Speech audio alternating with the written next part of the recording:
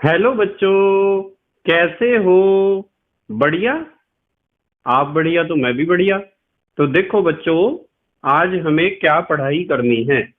आज है बेटे हमारे पास क्लास 12th का यूनिट नंबर 14 का वीडियो नंबर 2।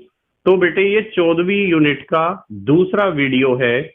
और इससे पहला वीडियो आपको प्लेलिस्ट में भी मिल जाएगा, नीचे बेटे डिस्क्रिप्शन में भी मिल जाएगा, और कुछ समय बाद आई बटन में भी लिंक आ जाएगा, जहां आप यूनिट नंबर 14 को पूरा पढ़ सकते हो और अपने सुंदर से नोट्स बना सकते हो, जो एग्जाम में आपकी बहुत ज्यादा हेल्प करेंगे। ठीक है बेटे, तो देखते हैं आज का हमारा टारगेट क्या है। आज का हमारा टारगेट है बेटे ग्लूकोज। तो आज हम ग्लूकोज के बारे में पढ़ेंगे। इसे इंग्लिश में भी ग्लूकोज ही कहते हैं, और इसका अणुसूत्र होता है C6H12O6। और बेटे ग्लूकोज को डेक्सट्रोज भी कहते हैं। ग्लूकोज को डेक्सट्रोज क्यों कहते हैं इसके बारे में भी हम आज ही बात करेंगे। और ग्लूकोज को बेटे कहते हैं डी प्लस ग्लूकोज। इसे डी प्लस ग्लूकोज के नाम से भी पुकारा जाता है। तो हमें पता करना है कि इसे डेक्सट्रोज क्यों कहते हैं और डी प्लस ग्लूकोज क्यों कहते हैं। ठीक है बेटे, तो चलो बच्चों, जल्दी से आज की पढ़ाई शुरू करते हैं।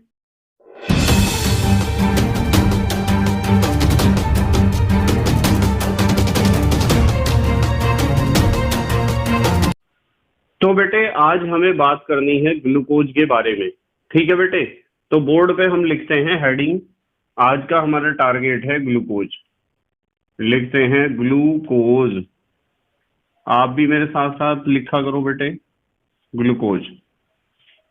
इसका इंग्लिश में भी नाम ग्लूकोज ही होता है। ये ग्लूकोज हमने लिखा है। अणुसूत्र होता है C6H12O6। और बेटे इसे डेक्सट्रोज भी कहते हैं। तो आपको पता होना चाहिए कि इसका नाम क्या होता है, डेक्सट्रोज। क्यों होता है इसके बारे में भी हमें बात करनी है। और इसे बेटे हम कह सकते हैं डी, कैपिटल डी लिखना है, स्मॉल डी नहीं लिखना है, डी प्लस ग्लूकोज। ठीक है बेटे, तो आज हमें बात करनी है ग्लूकोज के बारे में। ठीक है, सूत्र क्या होता है C6H12O6। डेक्सट्रोज भी इसका नाम होता है और डी प्लस ग्लूकोज भी इसका नाम होता है। तो सबसे पहले तो एक बात आपको ध्यान रखनी है, ये बात ध्यान रखनी है कि यह कहाँ पाया जाता है। यह मीठे फलों में पाया जाता है बेटे। और एक बात और बताऊं, मीठे फलों व शहद में, मीठे फलों व शहद में पाया जाता है। जैसे मैं आपको कह सकता हूं कि जो अंगूर पक जाता है ना, उसके अंदर ग्लूकोज होता है, जो पक जाता है अंगूर। तो आप लिख सकते हो जैसे पके हुए अंगूर में, पके हुए अंगूर में बेटे ग्लूकोज होता है। जितने भी मीठे फल होते हैं उनमें ग्लूकोज मिल सकता है। ठीक है बेटे, अब हम बात करेंगे बनाने की विधि की, कि ग्लूकोज बनाने की क्या क्या विधियां हैं। बनाने की विधियां बिल्कुल ध्यान से समझेंगे सब बच्चे, कि ग्लूकोज बनाने की कौन कौन सी विधियां हमें पता होनी चाहिए। बहुत आसान सी विधियां हैं, और चैप्टर में पहले भी मैंने आपको समझा दी विधियां। उनमें से ही हम कुछ विधियों की यहाँ बात करेंगे। नंबर 1, पहली विधि। मान लो हमारे पास सुक्रोज है। ठीक है, क्या है सुक्रोज? चीनी, शक्कर। और सुक्रोज का हम कर रहे हैं अम्लीय जल अपघटन, यानी कि अम्ल की उपस्थिति में जल अपघटन कर रहे हैं। तो मैं लिखूंगा सुक्रोज के अम्लीय जल अपघटन द्वारा, सुक्रोज के अम्लीय जल अपघटन द्वारा। सबसे पहले तो ये तरीका आपको सीखना है। इस रिएक्शन को मैंने पहले भी बेटे आपको कराया था। देखो, सुक्रोज का फार्मूला क्या होता है, C12H22O11, ये फार्मूला है सुक्रोज का।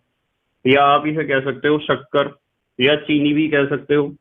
हमें करना है इसका जल अपघटन, तो हम लिखते हैं प्लस H2O। और अम्ल की उपस्थिति में करना है तो एरो के ऊपर, तीर के ऊपर आप लिख सकते हो H पॉजिटिव। अम्ल की उपस्थिति में करना है। तो मैंने आपको इस रिएक्शन में समझाया था कि C6H12O6 इस अणुसूत्र वाले दो यौगिक हमें प्राप्त होंगे, दो कंपाउंड प्राप्त होंगे, या यूं कह सकते हो कि दो मोनोसैकेराइड प्राप्त होंगे। मोनोसैकेराइड का मतलब आप समझते हो, सबसे सरल कार्बोहाइड्रेट।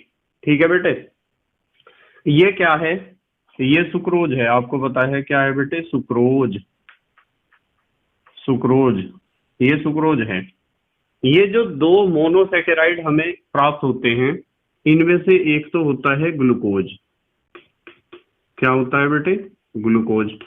और एक होता है फ्रक्टोज। एक ग्लूकोज होता है और एक फ्रक्टोज होता है। दो तरह के मोनोसैकेराइड हमें मिलते हैं। एक तो तरीका यह है, ये पहला तरीका हुआ सुक्रोज के अम्लीय जल अपघटन द्वारा। सुक्रोज का जल अपघटन किया है अम्ल की उपस्थिति में। नंबर 2, दूसरा तरीका देखो क्या है ग्लूकोज बनाने का। दूसरा तरीका है बेटे स्टार्च के अम्लीय जल अपघटन द्वारा। स्टार्च के अम्लीय जल अपघटन द्वारा। यदि आपके पास स्टार्च है या सेल्यूलोज भी हो, जब भी चलेगा। देखो, समीकरण मैंने पहले भी आपको कराई थी, C6H10O5 का होल N, ये है बेटे स्टार्च। क्या है, स्टार्च। या आप इसे सेल्यूलोज भी कह सकते हो। सेल्यूलोज का भी यही सूत्र होता है, स्टार्च का भी यही सूत्र होता है। तो चाहे तो आप स्टार्च ले लो और चाहे तो आप सेल्यूलोज ले लो। और हमें लेने हैं N अणु जल के, और इस रिएक्शन को भी हमें अम्ल की उपस्थिति में ही कराना है। तो क्या होगा बेटे, आपको N अणु मिलेंगे C6H12O6 के। ठीक है, यानी कि ग्लूकोज के। एक तरीका यह है ग्लूकोज बनाने का। तो ग्लूकोज बनाने के ये दो तरीके तो आपको बिल्कुल याद रखने ही हैं। अब हम बात करेंगे, अगले स्टेप पे आते हैं, बिल्कुल ध्यान से समझेंगे सब बच्चे। अब हम बात करेंगे बेटे ग्लूकोज की संरचना के बारे में। ग्लूकोज की संरचना, ये क्वेश्चन पेपर में पूछा जाता है बेटे, ग्लूकोज की संरचना वाला। और कभी कभी शॉर्ट नोट या टिप्पणी भी इसके ऊपर लिखने के लिए आती है। देखो, ग्लूकोज की संरचना कैसी होती है, देखो कैसी होती है, मैं यहाँ बनाता हूँ। ग्लूकोज की संरचना ऐसी होती है बेटे, यहाँ सबसे ऊपर तो होता है एल्डिहाइड ग्रुप CHO, और CHO के बाद होता है, चलो उधर लिखते हैं, इसे साइड में लिखेंगे बेटे। यहाँ ग्लूकोज की संरचना ऐसी होती है, यहां से लिखता हूं मैं, CHO, फिर CHOH, फिर CHOH, और फिर CHOH। कितने हुए, 1 2 3 4 CHOH आते हैं इसमें बीच में, और लास्ट में आता है फिर CH2OH।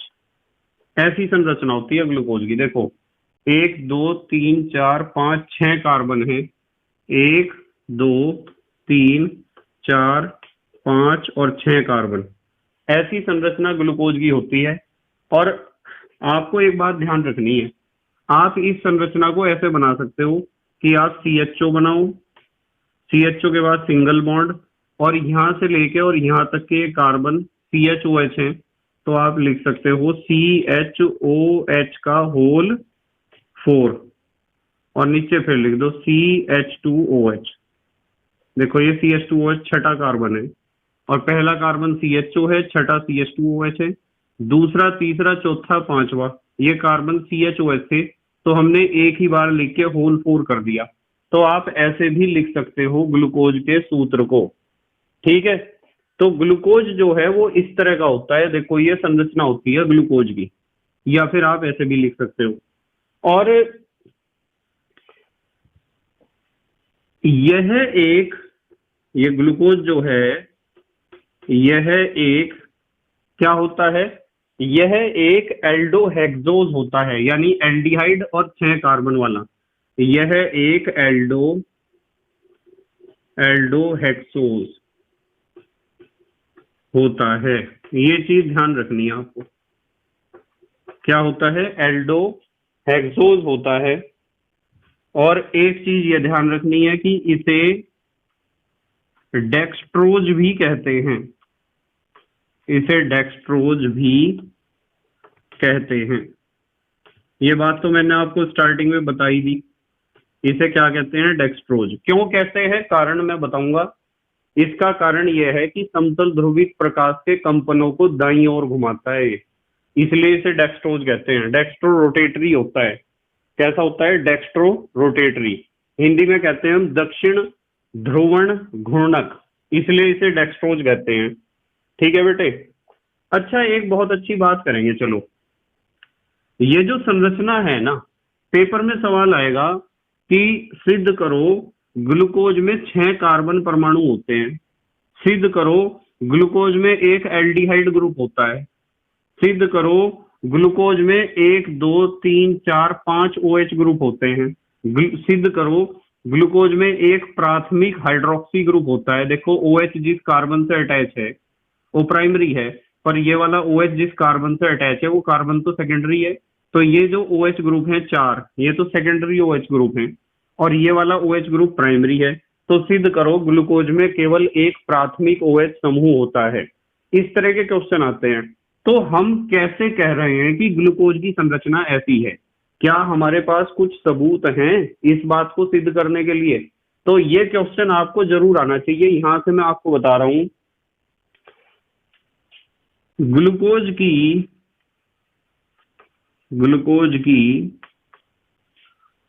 इस संरचना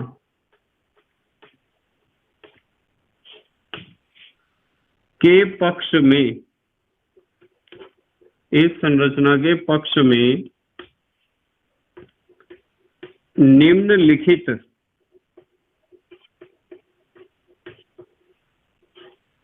प्रमाण हैं। मतलब ग्लूकोज की संरचना ऐसी होती है, कैसी, जैसी यहां बनाई है मैंने। इस संरचना के पक्ष में कौन कौन से प्रमाण हैं, चाहे तो इस संरचना को कह दो, चाहे आप इसे कह दो, दोनों का एक ही मतलब है। कौन कौन से सबूत हैं हमारे पास? सबसे पहला सबूत, मतलब आपको क्वेश्चन को समझना चाहिए मैं क्या कह रहा हूं। हमें पता चला है कि हमारा मेन टारगेट है ग्लूकोज की संरचना। मैंने बताया कि ग्लूकोज की संरचना ऐसी है, CHO ऊपर है, नीचे CH2OH है छठे कार्बन पर, और बीच में 4 कार्बन कैसे हैं, CHOH जैसे। तो क्या इस संरचना की आप कोई पुष्टि कर सकते हो? क्या आप कुछ ऐसे सबूत पेश कर सकते हो जिससे इसमें पुष्टि हो जाए कि एक एल्डिहाइड ग्रुप है, एक CH2OH ग्रुप है, 4 CHOH ग्रुप हैं और कार्बन इसके अंदर 6 हैं? क्या इन सभी बातों की पुष्टि करने के लिए आपके पास सबूत हैं? तो हमने सेंटेंस लिखा है, ग्लूकोज के इस संरचना के पक्ष में, ग्लूकोज की लिखो की, ग्लूकोज की इस संरचना के पक्ष में निम्नलिखित प्रमाण हैं। इस संरचना के पक्ष में कौन कौन से सबूत हैं हमारे पास? नंबर एक ये है कि ग्लूकोज का जो अणु सूत्र होता है ना, अणु सूत्र ही लिख दो, वैसे आप आणविक सूत्र भी लिख सकते हो। ग्लूकोज का अणु सूत्र C6H12O6 होता है। पहला सबूत तो ये हो गया। जब वैज्ञानिकों ने विभिन्न विधियों द्वारा ग्लूकोज के अणु सूत्र को पता लगाया तो ग्लूकोज का अणु सूत्र आया C6H12O6। C6 कार्बन 6 हैं, 1 2 3 4 5 6, हाइड्रोजन 12 हैं। देखो 2 2 4 2 6 2 8 और 2 10 और 1 11 और एक 12, हाइड्रोजन 12 है। ऑक्सीजन कितने हैं? 6। देखो हर एक कार्बन के पास एक ऑक्सीजन है, 1 2 3 4 5 6। तो इसका मतलब जब वैज्ञानिकों ने ग्लूकोज का अणु सूत्र पता करा तो वो C6H12O6 था। और इस संरचना सूत्र से जब हम अणु सूत्र बनाते हैं तो भी C6H12O6 आता है। तो पहला तो सबूत ये हुआ कि हाँ भाई, अणु सूत्र से इस चीज की पुष्टि हो रही है कि संरचना सूत्र ऐसा हो सकता है ग्लूकोज का। ठीक है बेटे। नंबर 2, ध्यान से समझेंगे बिल्कुल। नंबर 2, 6 कार्बन परमाणु, 6 कार्बन परमाणु की सीधी श्रृंखला की पुष्टि, सीधी श्रृंखला की पुष्टि मतलब कैसे हम सिद्ध करेंगे कि ग्लूकोज में 6 कार्बन परमाणु एक सीधी श्रृंखला में व्यवस्थित होते हैं। देखो 6 कार्बन परमाणु की सीधी चेन बन रही है, कैसे सिद्ध करेंगे? इसे सिद्ध करने का तरीका यह है कि बेटे जब हम ग्लूकोज को, ये लिख रहा हूं मैं ग्लूकोज, CHO और CHOH का होल 4 और फिर क्या लिखेंगे? CH2OH। ये है हमारे पास ग्लूकोज। क्या है बेटे? ग्लूकोज है, ये ग्लूकोज है। तो जब हम ग्लूकोज को अपचयित करते हैं, बिल्कुल ध्यान से समझेंगे, रेड फास्फोरस की उपस्थिति में HI के द्वारा, जब हम ग्लूकोज को रेड फास्फोरस की उपस्थिति में HI के द्वारा अपचयित करते हैं तो हमें प्राप्त होते हैं नवजात हाइड्रोजन, नेसेंट हाइड्रोजन। और नेसेंट हाइड्रोजन यहाँ अटैक करते हैं, और नेसेंट हाइड्रोजन जब अटैक करता है तो ये क्या बन जाएगा? CHO पहले तो कन्वर्ट होगा एल्कोहल में, और एल्कोहल कन्वर्ट होगा किसमें? एल्काइल ग्रुप में। तो जितने भी जगह आपको OH या CHO नजर आते हैं, सारे के सारे किसमें कन्वर्ट हो जाते हैं? एल्काइल ग्रुप में। किसमें कन्वर्ट हो जाते हैं? एल्काइल ग्रुप में। जैसे मैं आपको बता सकता हूँ कि मान लो CH2OH है, तो CH2OH का ये वाला बॉन्ड टूट जाता है, इधर भी एक H, इधर भी एक H, तो ये H2O तो निकल जाएगा एज ए साइड प्रोडक्ट, और CH2 किस में कन्वर्ट हो जाएगा? CH3 में।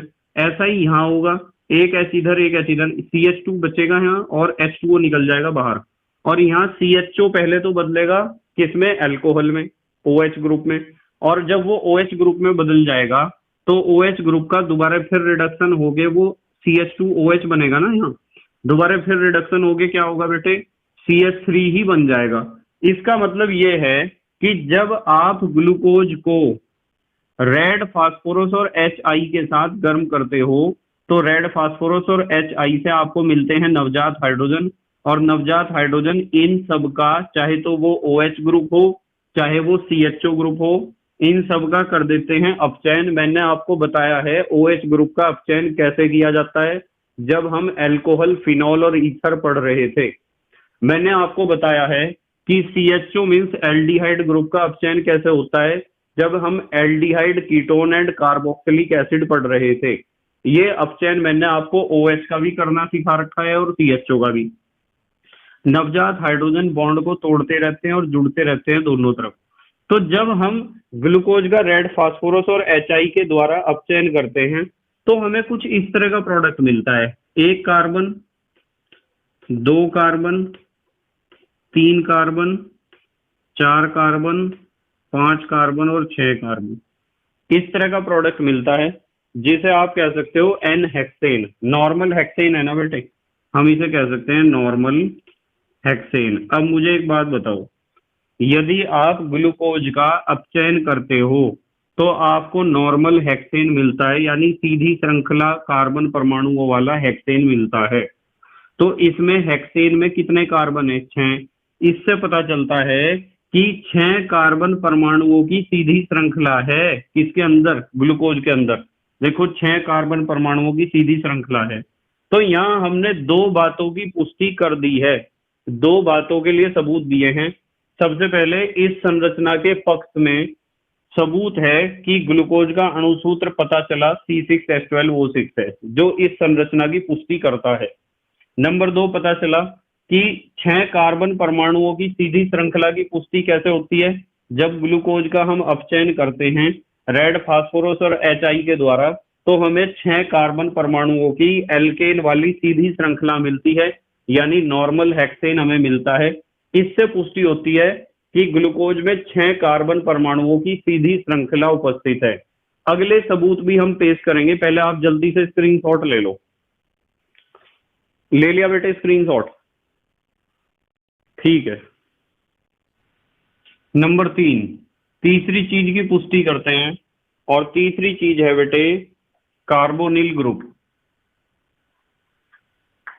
कार्बोनिल ग्रुप, कार्बोनिल ग्रुप क्या होता है? ये होता है कार्बोनिल ग्रुप, ये 2 बॉन्ड और C डबल बॉन्ड O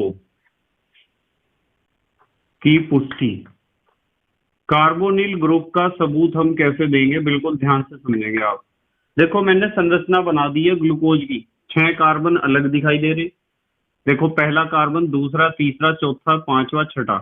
आपको पता है दूसरे से लेके और पांचवे तक CHOH होता है, तो आप इस संरचना को ऐसे भी लिख सकते हो। CHO लिखा सबसे ऊपर, फिर CHOH का होल 4 लिखा, यानी दूसरे कार्बन से लेकर और पांचवें कार्बन तक ये जो कार्बन है इन सबको आप एक साथ लिख सकते हो CHOH का होल 4, और सबसे नीचे लिखा CH2OH। ये पहला कार्बन है, ये छठा कार्बन है, और बीच के 4 कार्बन 2 से लेके 5 तक के यहाँ हैं। इनकी हमें जरूरत पड़ेगी, इसलिए मैंने फिर दोबारा से संरचना आपके सामने बना दी है। अब देखो कार्बोनिल ग्रुप की कैसे पुष्टि होती है कि हाँ ग्लूकोज के अंदर कार्बोनिल ग्रुप होता है। कार्बोनिल ग्रुप एल्डिहाइड भी हो सकता है और कीटोन भी हो सकता है।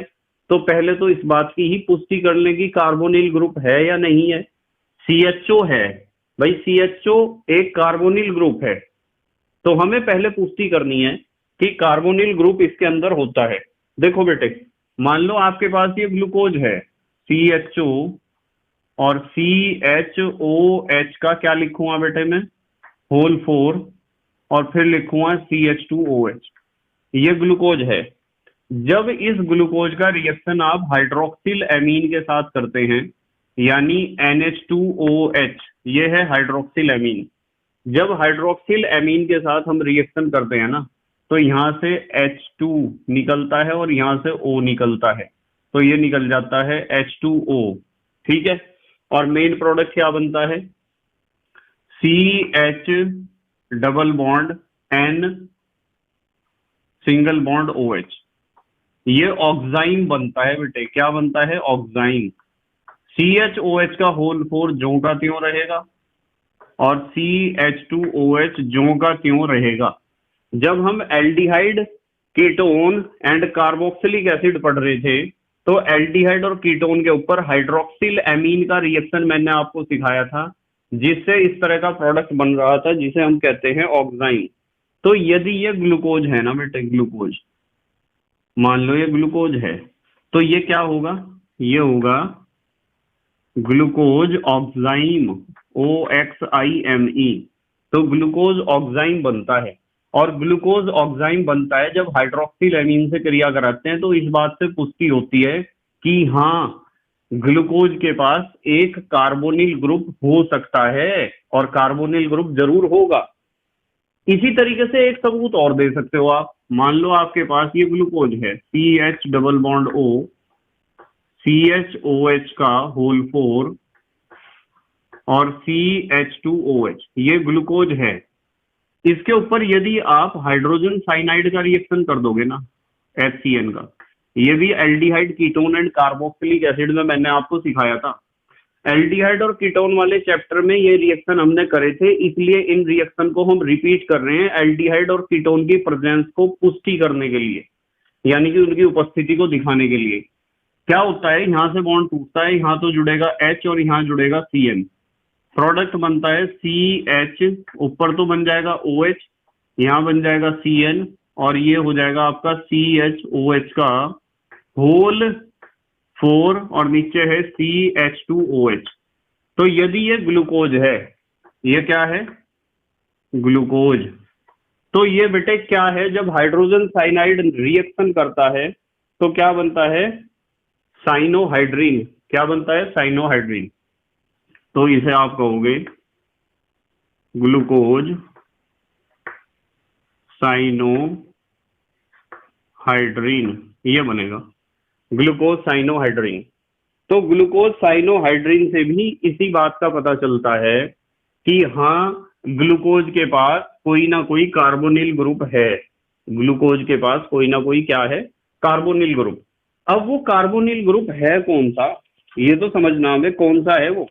तो अब हम करेंगे नंबर 4 पर पुष्टि। नंबर 4 पर हम करेंगे एल्डिहाइड ग्रुप की पुष्टि।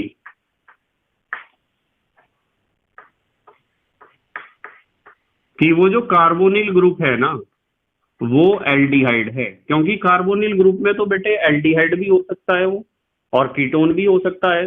तो अब हम पुष्टि करेंगे कि वो दिया गया ग्रुप जो ग्लूकोज में होता है वो कौन सा होता है, एल्डिहाइड होता है। कैसे पुष्टि करेंगे, देखो ये है हमारे पास glucose, CHO single bond CHOH का होल 4 सिंगल बॉन्ड CH2OH, ये है हमारे पास ग्लूकोज।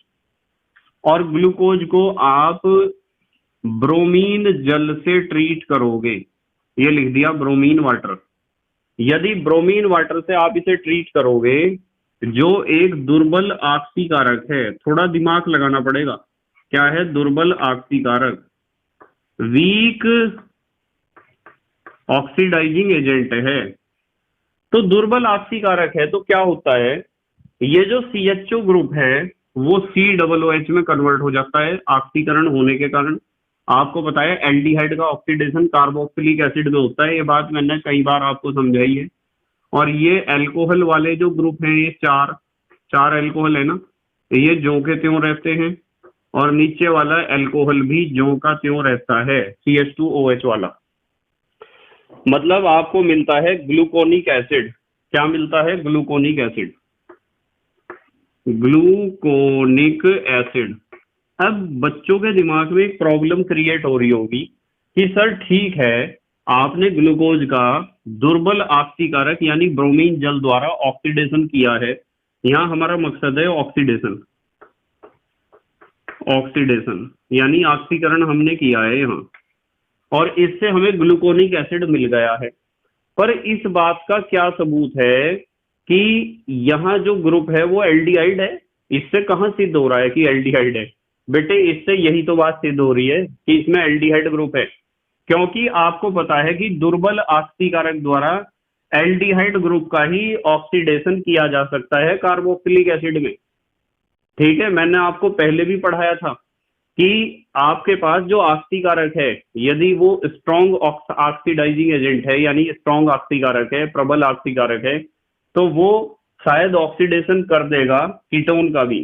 ठीक है, यदि आप यहाँ प्रबल आक्सीकारक लेते ना, कोई स्ट्रॉन्ग ऑक्सीडाइजिंग एजेंट लेते, तो फिर ये जो OH ग्रुप है ना, अल्कोहलिक ग्रुप, जो आपको ये हाइड्रोक्सी ग्रुप नजर आ रहे हैं, इनका भी ऑक्सीडेशन हो जाता है। अल्कोहल का ऑक्सीडेशन होता है तो पहले एल्डिहाइड बनता है, और फिर एल्डिहाइड का ऑक्सीडेशन होता है तो कार्बोक्सिलिक एसिड बनता है। ठीक है, पर इसने केवल दुर्बल आक्सीकारक केवल CHO ग्रुप को ही COOH में कन्वर्ट कर सकता था, और उसने दुर्बल आक्सीकारक ने हमें COOH ग्रुप दिया है ऑक्सीडाइजेशन के फलस्वरूप।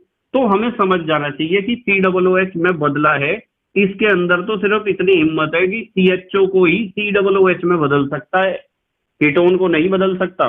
तो यहां से हमें सबूत मिला है कि जो हम कह रहे हैं ना, क्या कह रहे हैं कि कार्बोनिल ग्रुप प्रेजेंट है, तो वो जो कार्बोनिल ग्रुप प्रेजेंट है वो कीटोन नहीं है, वो एल्डिहाइड है। क्या है वो, एल्डिहाइड।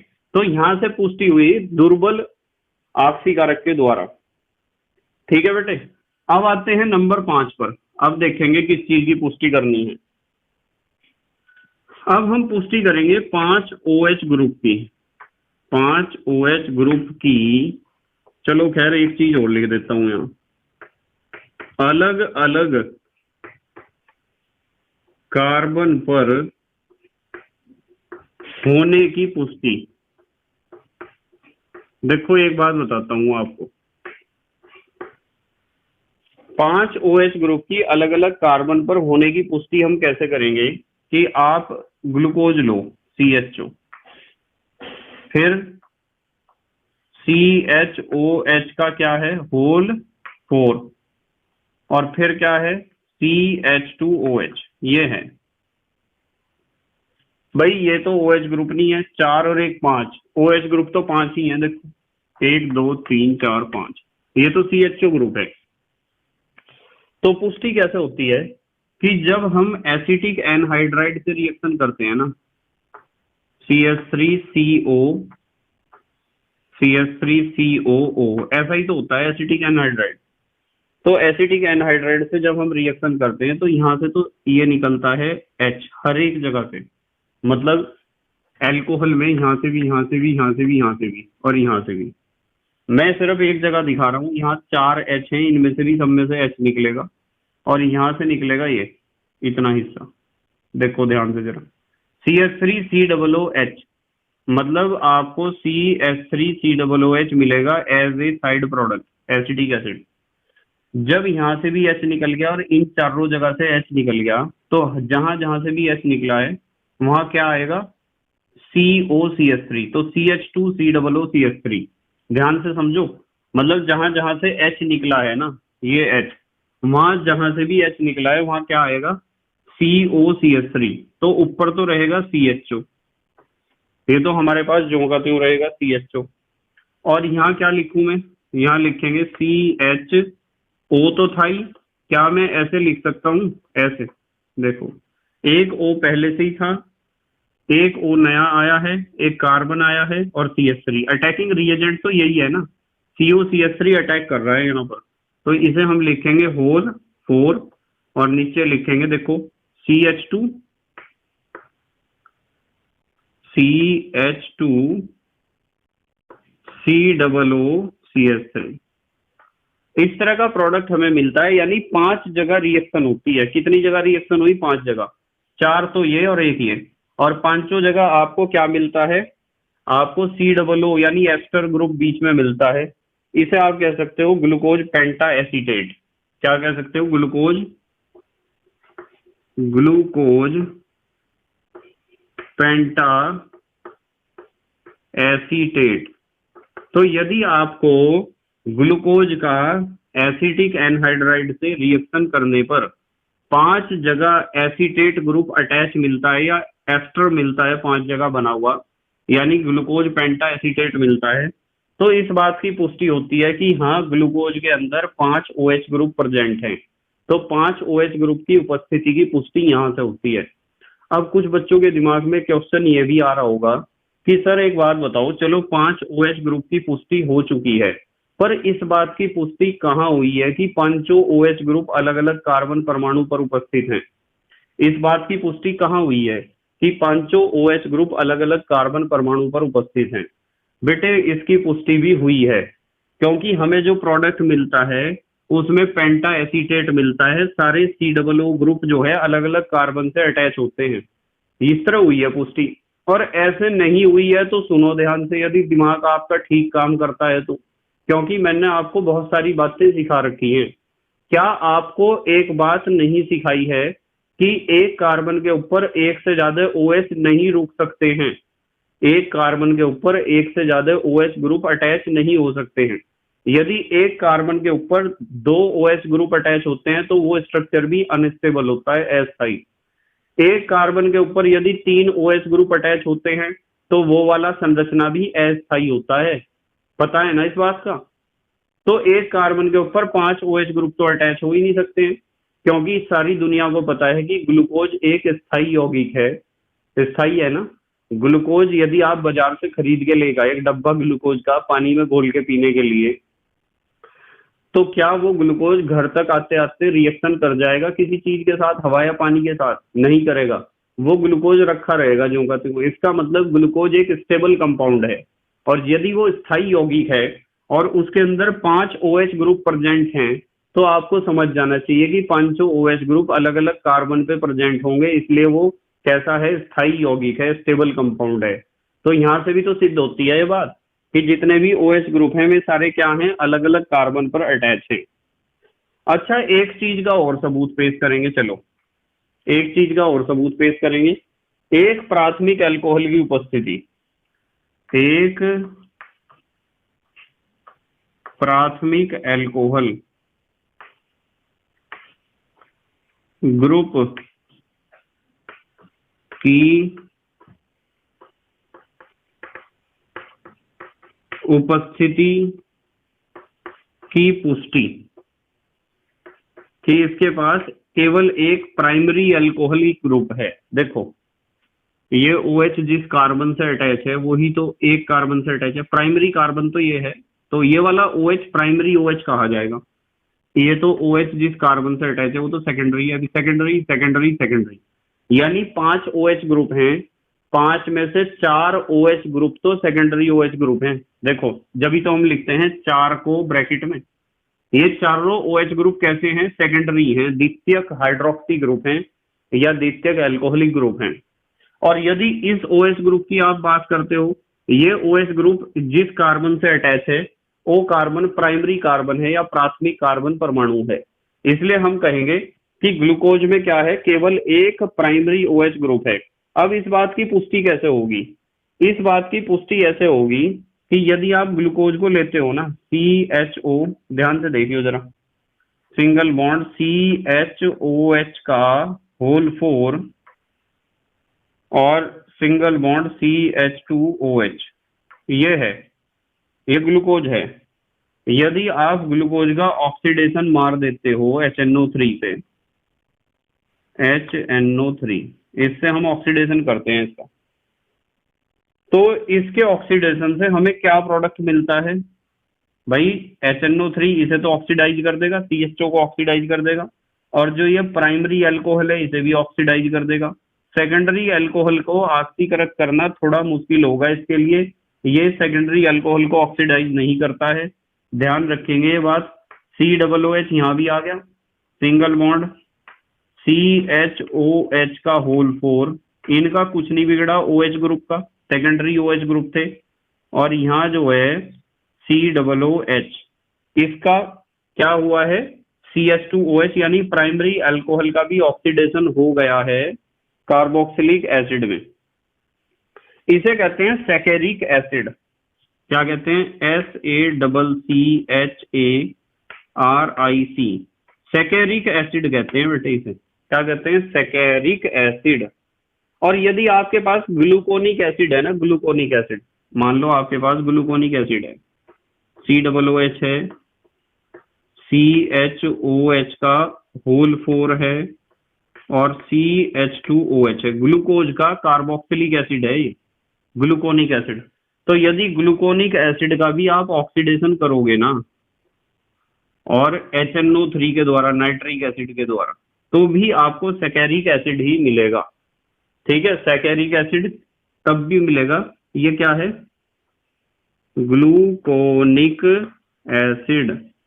यदि ग्लूकोनिक एसिड का आप HNO3 से ऑक्सीडेशन करोगे तो भी आपको सैकेरिक एसिड ही मिलेगा। अब देखो एक बात बताता हूं आपको, यहाँ हमारे पास ये ग्लूकोज है और ग्लूकोज में हमारे पास एक प्राथमिक अल्कोहल है।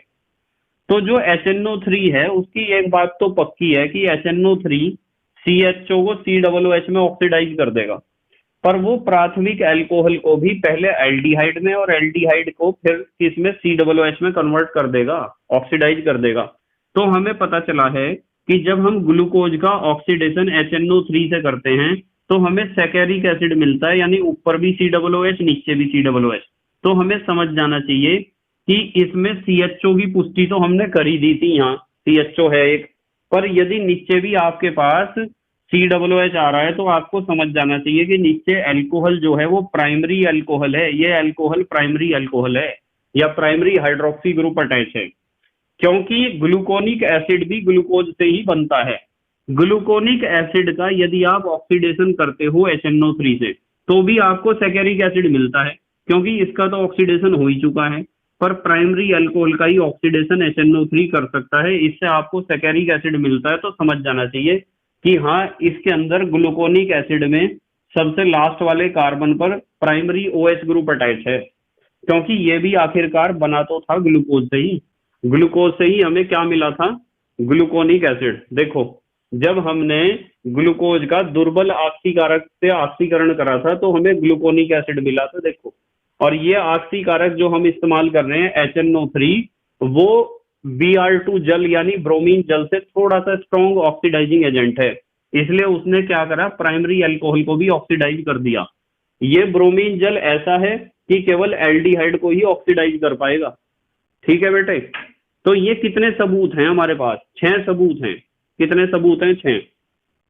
इन 6 सबूतों से अलग अलग बातों की पुष्टि होती है और अलग अलग तरह के क्वेश्चन बनते हैं। जैसे क्वेश्चन क्या बन सकता है?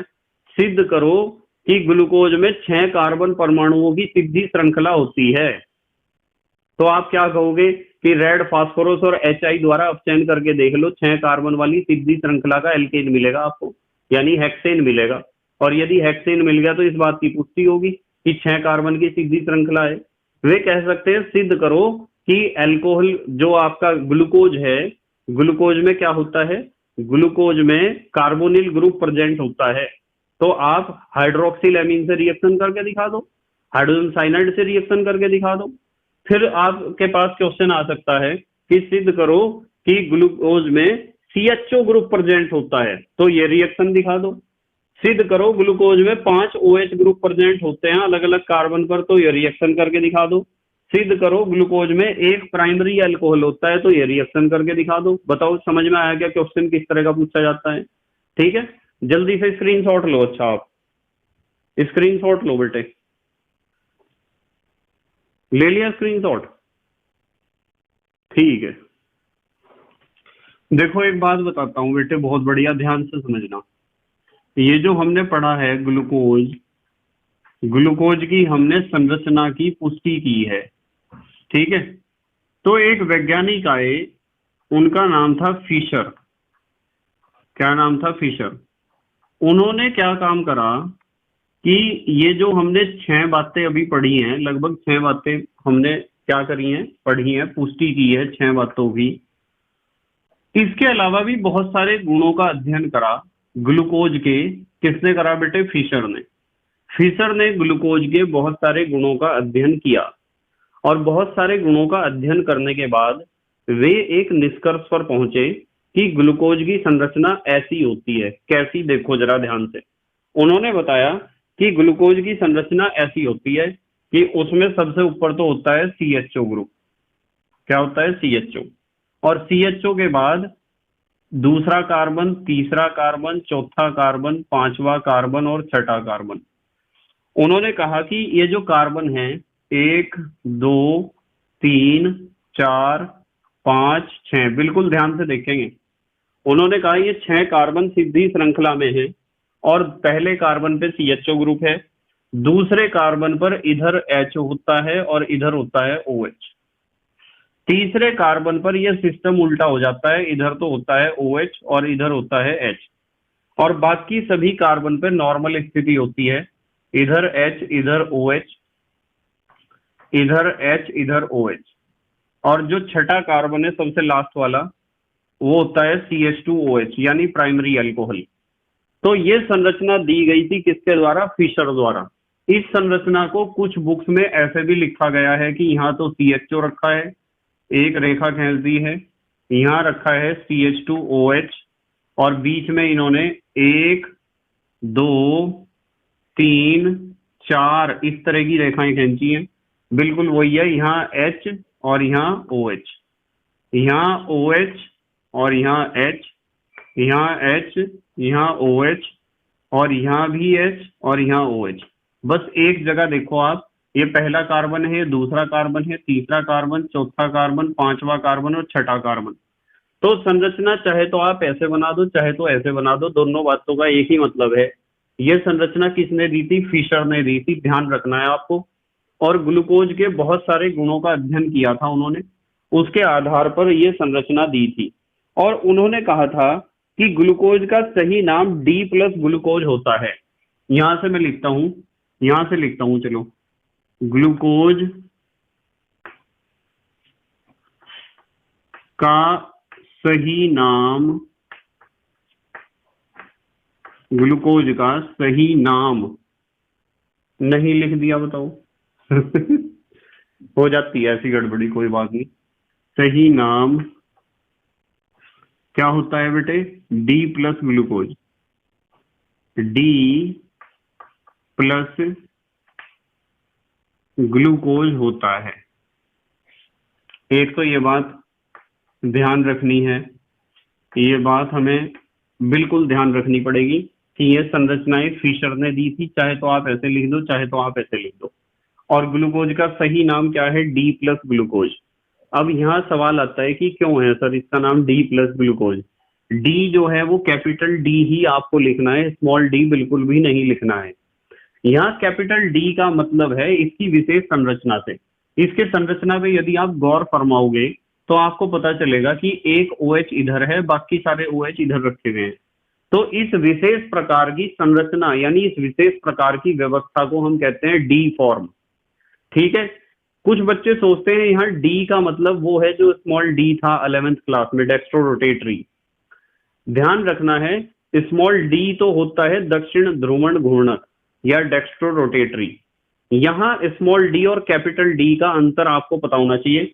कैपिटल डी इसके स्ट्रक्चर के कारण, इसकी संरचना के कारण हम कैपिटल डी का यहाँ प्रयोग कर रहे हैं, इसकी ध्रुवण घूर्णकता के कारण नहीं कर रहे हैं। ऑप्टिकली एक्टिवनेस के कारण या ऑप्टिकली एक्टिविटी के कारण इसका नाम हमने कैपिटल डी नहीं लिखा है। कैपिटल डी नाम लिखा गया है इसकी विशेष प्रकार की संरचना के कारण, और वो विशेष प्रकार की संरचना ये आपके सामने प्रस्तुत है। अब बात है कि प्लस क्यों लिखा गया है? हाँ बेटे, प्लस लिखा गया है डेक्स्ट्रो रोटेटरी के कारण, यानी कि यह समतल ध्रुवित प्रकाश के कंपनों को दक्षिणावर्त दिशा में रोटेट कर देता है, घुमा देता है, यानी कि यह दक्षिण ध्रुवण घूर्णक होता है। कैसा होता है? दक्षिण ध्रुवण घूर्णक। इसलिए हमने प्लस का निशान लिखा है। यदि कैपिटल डी का मतलब भी स्मॉल डी अर्थात डेक्स्ट्रो अर्थात प्लस होता तो फिर तो हम इसे डी ग्लूकोज लिखते या फिर प्लस ग्लूकोज भी लिखते, पर हमने यहाँ डी भी लिखा है और प्लस भी लिखा है, तो है ना कुछ अजीब बात। तो ये डी जो लिखा है ये कैपिटल डी है, स्मॉल डी नहीं है, डेक्स्ट्रो नहीं है। ये विशेष प्रकार की संरचना के कारण है। ठीक है बेटे, तो मैं आपको इस बात को बता देता हूं, चलो लिखवा भी देता हूं। जहां ये जो कैपिटल डी है इसका हमने प्रयोग किया है विशेष संरचना के कारण। विशेष संरचना, इसका जो स्ट्रक्चर है उसके कारण। विशेष संरचना के कारण हमने कैपिटल डी का प्रयोग किया है फिशर के अनुसार। ठीक है, और ये जो प्लस का निशान हमने प्रयोग किया है यहाँ, ये है दक्षिण ध्रुवण घूर्णकता के कारण, इसलिए हमने प्लस का निशान यहाँ प्रयोग किया है। ये दोनों चीजें आपको पता होनी चाहिए। ठीक है, और दक्षिण ध्रुवण घूर्णकता होने के कारण इसे जो है, इसे माने ग्लूकोज को, इसे डेक्स्ट्रोज भी कहते हैं। डेक्स्ट्रोज भी कहते हैं। बस ये चीज ध्यान रखनी है आपको। इसे डेक्स्ट्रोज इसलिए कहते हैं क्योंकि ये दक्षिण ध्रुवण घूर्णकता दिखाता है। ठीक है, डेक्स्ट्रो रोटेटरी नेचर दिखाता है। तो ये बात यदि पेपर में पूछ ली जाए कि फिशर ने ग्लूकोज की कौन सी संरचना दी थी, तो आपको इन दोनों में से कोई सा एक स्ट्रक्चर बनाना है। फिशर ने ये स्ट्रक्चर दिया था, और ये 2-3 बातें आपको ध्यान रखनी है कि ग्लूकोज का सही नाम डी प्लस ग्लूकोज होता है, जहां डी का मतलब क्या है? विशेष संरचना के कारण हम प्रयोग कर रहे हैं। प्लस का मतलब डेक्स्ट्रो रोटेटरी होता है, इसलिए इसे डेक्स्ट्रोज भी कहते हैं। ठीक है बेटे, दक्षिण ध्रुवण घूर्णक को इंग्लिश में कहते हैं डेक्स्ट्रो रोटेटरी। अच्छा चलो अगले स्टेप पे मूव करते हैं। ध्यान से देखो, यदि कोई आपसे पूछता है ना कि ग्लूकोज की चक्रीय संरचना बताओ, साइक्लिक स्ट्रक्चर, ग्लूकोज की चक्रीय संरचना बताओ कैसी होती है। ठीक है, इस चक्रीय संरचना का एक नाम और है, इसका नाम है फिशर, वही वैज्ञानिक है ऊपर वाला, फिशर प्रक्षेपण सूत्र, फिशर प्रक्षेपण सूत्र भी इसे कुछ लोग कहते हैं। ग्लूकोज की चक्रीय संरचना, या कुछ बच्चे क्या कहते हैं, फिशर प्रक्षेपण सूत्र, आप कुछ भी कह सकते हो। देखो मैं एक बात बताऊंगा आपको, भाई ग्लूकोज में बहुत सारे गुण हैं, बहुत सारे लक्षण हैं, बहुत सारी प्रॉपर्टीज हैं, चाहे वे फिजिकल प्रॉपर्टीज हो यानी भौतिक गुण, और चाहे वे केमिकल प्रॉपर्टीज हो यानी रासायनिक गुण। तो ग्लूकोज के ये जो बहुत सारे गुण हैं, वे सारे गुण बेटे इस संरचना द्वारा स्पष्ट नहीं होते हैं। ध्यान से सुनो, ग्लूकोज के सारे गुण इस संरचना द्वारा स्पष्ट नहीं होते हैं। जैसे मैं कह सकता हूं कि ग्लूकोज में एल्डिहाइड ग्रुप है, CHO ग्रुप है, देखो है ना CHO ग्रुप, पर ग्लूकोज सोडियम बाईसल्फाइड के साथ कोई रिएक्शन नहीं दिखाता है। अरे यार, जब इसके अंदर CHO ग्रुप है तो इसे तो सोडियम बाईसल्फाइड के साथ रिएक्शन दिखानी चाहिए, अब क्यों नहीं दिखाता? तो जब हमने देखा, वैज्ञानिकों ने जब देखा कि ग्लूकोज के अंदर ऐसे बहुत सारे गुण हैं जिनका व्याख्या या जिनका स्पष्टीकरण इस संरचना से नहीं होता है, तो इसका मतलब यह है कि ग्लूकोज किसी और प्रकार की संरचना में भी मिलता है। और वो जो नए प्रकार की संरचना है, उस संरचना को कहते हैं हम चक्रीय संरचना और या फिशर प्रक्षेपण सूत्र। और वो चक्रीय संरचना क्या है, जरा उसके बारे में आज हम बात करेंगे, ध्यान से देखेंगे सब बच्चे। देखो मान लो हमारे पास, यहां बनाऊंगा, चलो मैं ग्लूकोज बीच में बनाता हूं, यहां हम ग्लूकोज बनाएंगे, यहां बनाएंगे ग्लूकोज। ये हमारे पास सबसे पहला कार्बन है, और सबसे पहले कार्बन पे क्या है, CHO है, तो ये तो O जोड़ दिया और ये जोड़ दिया H, ये है CHO।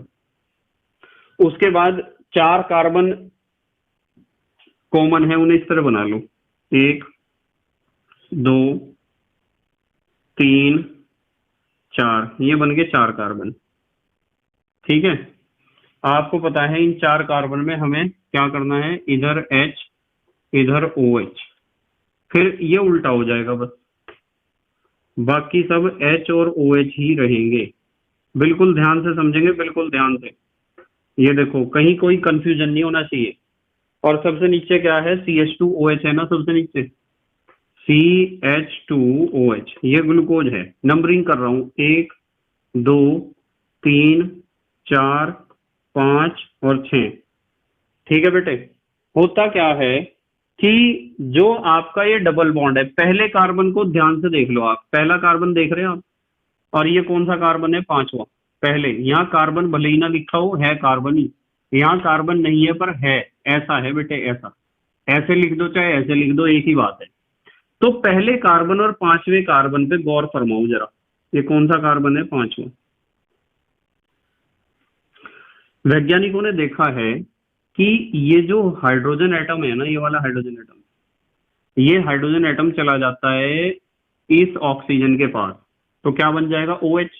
और जब OH बन गया तो फिर तो डबल बॉन्ड की कोई आवश्यकता नहीं है ऑक्सीजन को, तो यहां से पाई बॉन्ड पहुंच जाता है इस ऑक्सीजन के पास। बिल्कुल ध्यान से समझेंगे, पाई बॉन्ड कहां पहुंच जाता है, इस ऑक्सीजन के पास।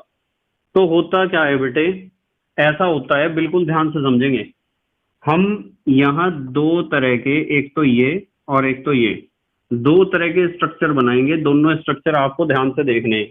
पहला स्ट्रक्चर, कार्बन कितने हैं, 1 2 3 4 5 6 कार्बन है, पहले मैं 6 कार्बन ही बना देता हूं, 1 2 3 4 5 6, और इन्हें सबको जोड़ दिया मैंने सिंगल बॉन्ड से। देखो सिंगल बॉन्ड से जोड़ दिया, 1 2 3 4 5 और 6। बिल्कुल ध्यान से देखेंगे, इसके पास क्या बना, OH, एक तो OH बन गया और एक H है, तो यहां तो बन गया OH और यहां बन गया H, ऐसे लिख दूं बेटे, ये है H। उसके बाद ये दूसरा कार्बन है, दूसरे कार्बन पे कुछ छेड़म छाड़ी नहीं हुई, तो ये OH ज्यों का त्यों है और ये H भी ज्यों का त्यों है। तीसरा कार्बन भी एज इट इज है, ज्यों का त्यों है, कोई चेंज नहीं हुए हैं। चौथा कार्बन भी ज्यों का त्यों है, OH और H।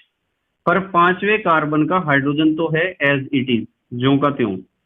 पर बेटे क्या हुआ है, ये ऑक्सीजन एटम, यहां बॉन्ड ऑक्सीजन और यहां बॉन्ड, तो इसका मतलब ये है कि पांचवा कार्बन और पहला कार्बन ये आपस में जुड़े हुए हैं एक बॉन्ड के द्वारा, जिनके बीच में कौन है, ऑक्सीजन एटम है। इस तरह देखो, पांचवें कार्बन से बॉन्ड उठा था ये वाला, ये बॉन्ड, और सॉरी पहले कार्बन से, और इधर पांचवें कार्बन से, बीच में क्या आएगा, दोनों के ऑक्सीजन ही तो आएगा। तो ये ऑक्सीजन ऐसा आता है, और जो छठा कार्बन है वो ज्यों का त्यों है, CH2OH। तो ऐसा स्ट्रक्चर मिलता है। अच्छा, इसके अलावा जो है एक स्ट्रक्चर और मिलता है जिसमें पहले कार्बन में ही अंतर आता है। पहला कार्बन है ना ये, देखो 6 कार्बन बनाऊंगा मैं, 1 2 3 4 5 और 6, ये जोड़ दिए सारे सिंगल बॉन्ड से, और नंबरिंग दे दी 1 2 3 4 5 एंड 6। देखो इधर OH था, इधर H था, मैं इस सीक्वेंस को पलटूंगा, इधर H करूंगा और इधर करूंगा OH, बस। देखो बाकी सब जो का त्यों है। ये बनाया, इधर OH यहां से देख रहा बेटे में, और इधर H। ये क्रम थोड़ा उल्टा है, OH और H, चौथा कार्बन H और OH, पांचवें कार्बन पे H तो है, पर यहां से यहां ये क्या गया, ऑक्सीजन। पहले और पांचवें के बीच में ऑक्सीजन जुड़ा है। क्यों जुड़ा है मैंने बताया, पाई बॉन्ड तो ऑक्सीजन को जोड़ेगा और यहाँ का H उठ के उधर चला जाएगा। ऐसा संरचना वैज्ञानिकों को पता चला है ग्लूकोज का। और नीचे जो है CH2OH है। तो आप ग्लूकोज की यदि चक्रीय संरचना या फिशर प्रक्षेपण सूत्र की बात करते हो, तो सबसे पहला सवाल ये खड़ा होता है कि हाँ, चक्रीय संरचना की जरूरत क्यों पड़ी, मतलब हम क्यों आए हैं चक्रीय संरचना पर, या साइक्लिक स्ट्रक्चर पे हम ग्लूकोज की क्यों आए हैं।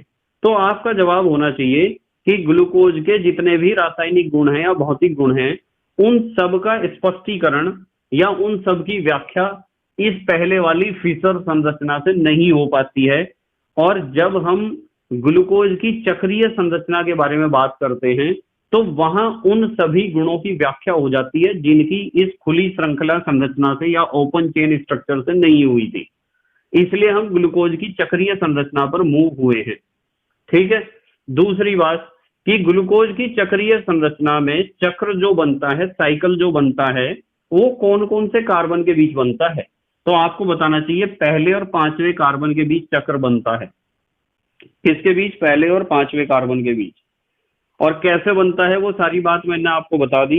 बस आपको एक चीज और ध्यान रखनी है कि जिस स्ट्रक्चर में OH, इधर देखो पहले कार्बन में, इसमें और इसमें ध्यान से देख लो, डिफरेंस केवल पहले कार्बन में ही आपको देखने को मिलेगा।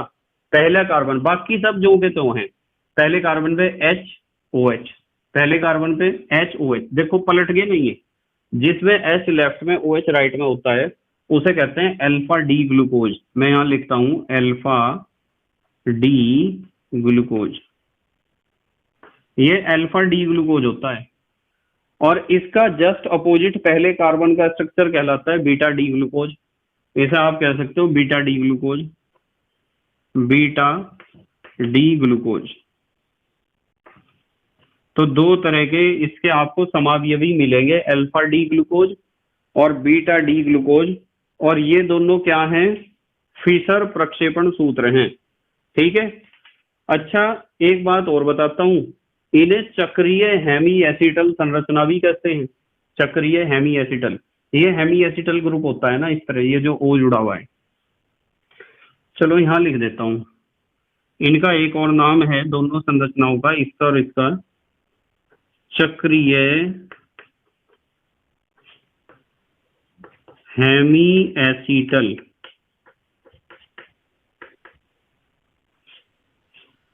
संरचना। कभी पेपर में इस नाम से आ जाए, ध्यान रखेंगे, चक्रीय हेमी एसिटल संरचना भी इन्हें कहते हैं। ठीक है। और आपको पता है इनमें डिफरेंस कहाँ है, केवल पहले कार्बन में ही अंतर आ रहा है। इस बात को भी नोट कर लो कि केवल C1 में अंतर है, यानी पहले कार्बन में ही डिफरेंस है। ध्यान रखोगे ना, ये इंपॉर्टेंट है बेटे, पेपर में पूछा जाता है। अच्छा, स्क्रीनशॉट लो जल्दी से, फिर एक और बहुत अच्छी बात बताऊंगा आपको। ले लो स्क्रीनशॉट। ले लिया बेटे? ठीक है, चलो एक बात और करते हैं, बहुत अच्छी बेटे। एक होता है एनोमर। एनोमर भी एक प्रकार के समावयवी होते हैं, एनोमर। और ग्लूकोज के बारे में ही हम पढ़ेंगे। जो ग्लूकोज की हमने चक्रीय संरचना पढ़ी है ना, उस चक्रीय संरचना को एक और तरीके से आप रिप्रेजेंट कर सकते हो, और उस तरीके को हम कहते हैं एनोमर। क्या कहते हैं? एनोमर। या फिर कुछ बच्चे इसे कहते हैं पाइरेनोज संरचना। कुछ बच्चे कहते हैं पाइरेनोज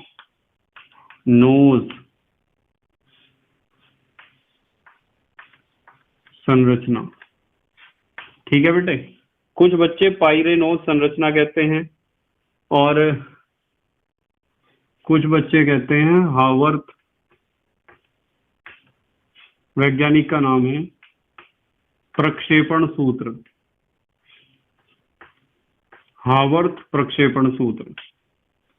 ठीक है, हमें पता होना चाहिए एनोमर या पाइरेनोज संरचना या हावर्थ प्रक्षेपण सूत्र कैसा होता है ग्लूकोज का। इस बात को पता होने के लिए आपको एक बात का पता होना बहुत जरूरी है कि एनोमरी कार्बन क्या होता है। क्या पता होना चाहिए बेटे? एनोमरी कार्बन।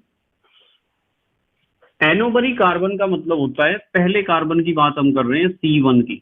अब पहला कार्बन या एनोमरी कार्बन का क्या मतलब है? वो कार्बन जो चक्रीकरण से पहले एल्डिहाइड ग्रुप कैरी कर रहा था।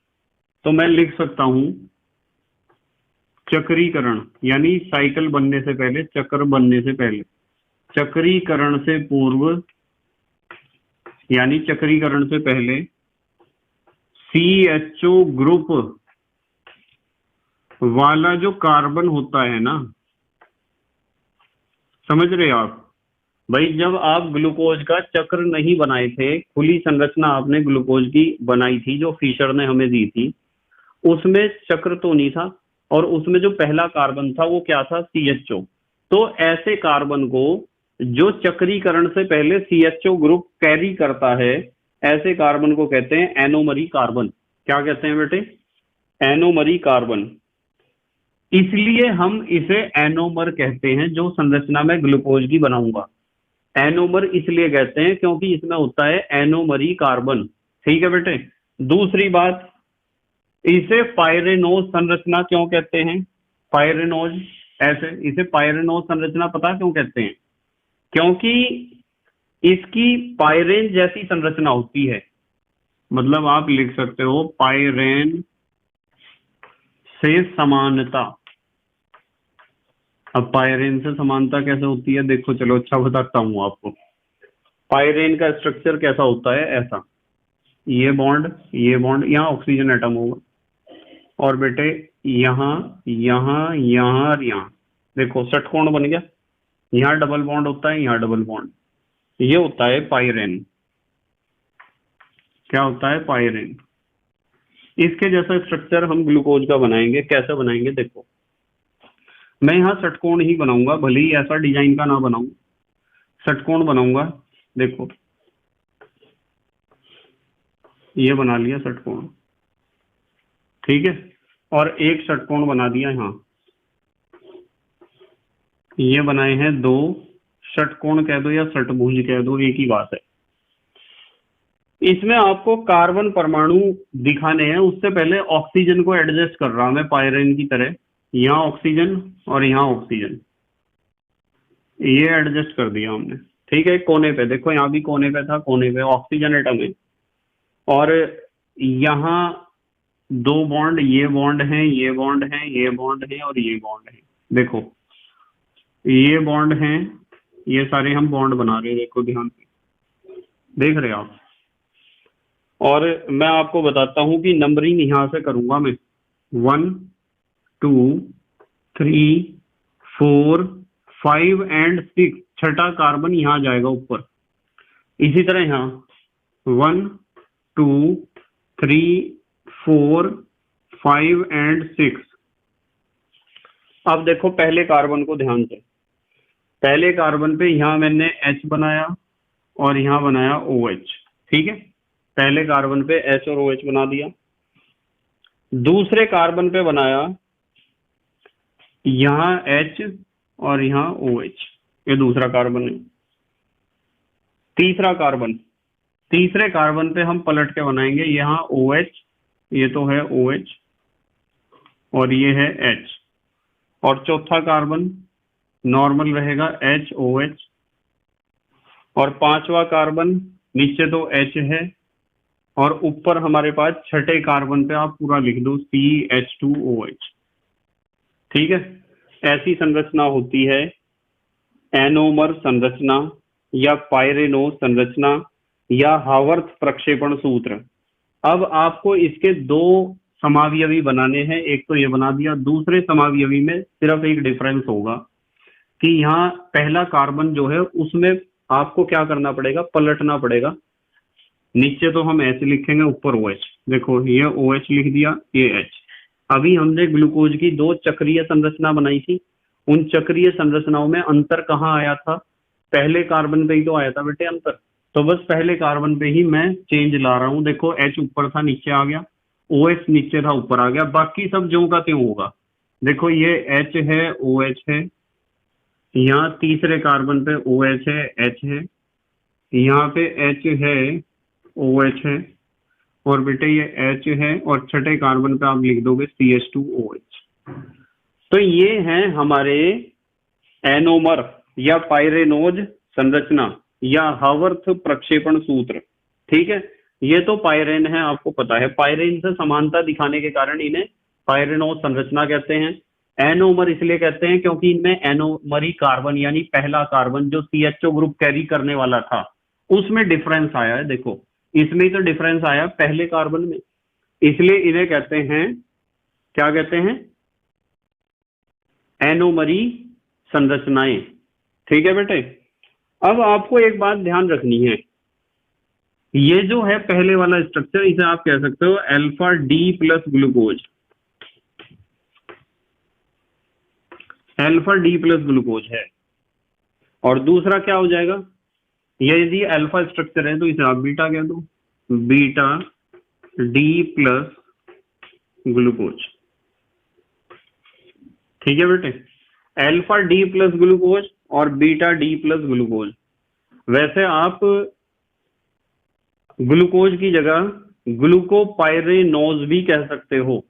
ठीक है, ग्लूकोपाइरेनोज आप कह सकते हो, अल्फा डी प्लस ग्लूकोपाइरेनोज या पायरीन जैसी संरचना है ग्लूकोज की, कुछ बुक्स में ऐसे लिखा हुआ है बीटा डी प्लस ग्लूकोपाइरेनोज।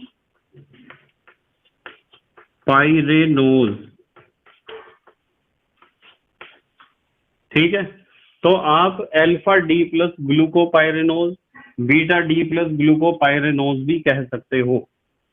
वैसे आप alpha D plus glucose, beta D plus glucose कहोगे तब भी ठीक है, पर ज्यादातर बुक्स में ये नाम लिखे हुए हैं जो आपके स्कूल में आपको पढ़ाए जाएंगे या आपकी बुक में होंगे या आपके कोचिंग सेंटर में पढ़ाए जाएंगे, उस नाम को ही आप लिख लेना। ठीक है बेटे, अब हमारे देश के प्यारे प्यारे बच्चे जल्दी से स्क्रीनशॉट लेंगे। ले लिया बेटे स्क्रीनशॉट? ठीक है, तो बेटे मुझे उम्मीद है कि आपको ग्लूकोज के बारे में बहुत अच्छी अच्छी बातें समझ में आई होंगी। बस आपको एक बात ध्यान रखनी है कि एक निश्चित क्रम में पढ़ाई करनी है। ठीक है, और एक शिकायत और आती है बच्चों की कि सर हम जब कोचिंग सेंटर में जाते हैं या फिर स्कूल में हम पढ़ते हैं तो हमारे सर बहुत गलतियां करते हैं और हम उन्हें बताते हैं कि रिएक्शन ऐसे होगी या ये क्वेश्चन ऐसे होगा। तो बेटे मैं आपको एक बात बताता हूँ कि हमारे जो टीचर्स होते हैं उनकी हमेशा रेस्पेक्ट करनी चाहिए। हमारे टीचर्स हमारे भविष्य को, हमारे जिंदगी को सुधारने में लगे हुए हैं। किसी भी टीचर की आप रेस्पेक्ट करोगे तो आपको आशीर्वाद मिलेगा। कभी भी किसी भी टीचर को परेशान नहीं करना चाहिए, इस बात का ध्यान रखना है। हर एक टीचर प्रयास में लगा हुआ है आपकी लाइफ को सुधारने में, पर फिर भी यदि आप ओवर कॉन्फिडेंस में आते हो और क्लास में या कोचिंग में टीचर्स के साथ बहस करते हो तो ये आपकी कोई अच्छी बात नहीं होती। आप पोलाइटली उन्हें कह सकते हो, यानी नर्म रूप से जो है उनसे निवेदन कर सकते हो किसी भी अपने डाउट को लेकर। पर कभी भी अपने टीचर्स के साथ बहस नहीं करनी चाहिए, चाहे आप स्कूल में बैठे हुए हों, कॉलेज में बैठे हुए हों, या फिर आप किसी कोचिंग सेंटर में बैठे हुए हों। इस बात का सब बच्चों को विशेष रूप से ध्यान रखना है। ठीक है बेटे, बस इस बात का विशेष रूप से ध्यान रखेंगे कि हम आगे से कोई गलती नहीं करेंगे, अपने टीचर्स के साथ बहस नहीं करेंगे। ठीक है बेटे, तो thank you very much for watching this video. Okay, bye.